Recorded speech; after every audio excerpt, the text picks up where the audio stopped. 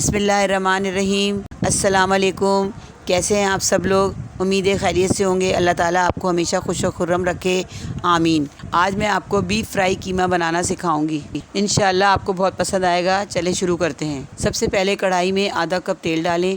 तेल गर्म हो जाए तो एक अदद बड़े साइज़ की प्याज चॉप करके डालें। उसे ब्राउन नहीं करना, 1 से 2 मिनट फ्राई करें।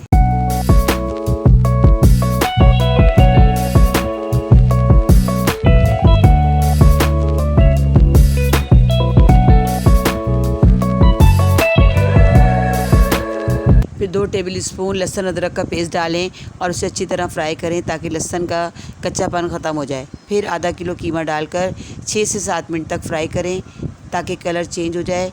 फिर उसे ढककर 12 मिनट तक पकाएं।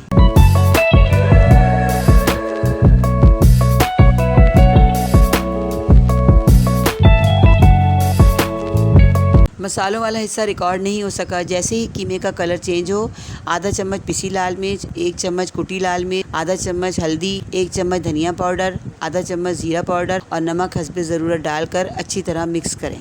और साथ ही 2 से 3 अदद टमाटर का पेस्ट डालकर मिक्स करें। टमाटर का पानी खुश्क होने तक फ्राई करें। टमाटर का पानी खुश्क हो जाए तो आधा कप दही डालकर मिक्स करें और दम वाली आंच पर 2 से 3 मिनट तक पकाएं।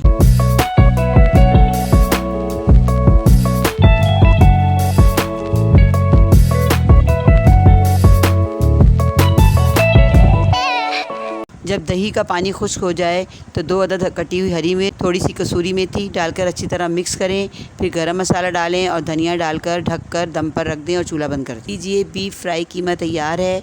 इंशाअल्लाह आपको ज़रूर पसंद आएगा। एक बार ज़रूर ट्राई कीजिएगा। मिलते हैं नेक्स्ट वीडियो में नेक्स्ट रेसिपी के साथ। अल्लाह हाफ़िज़।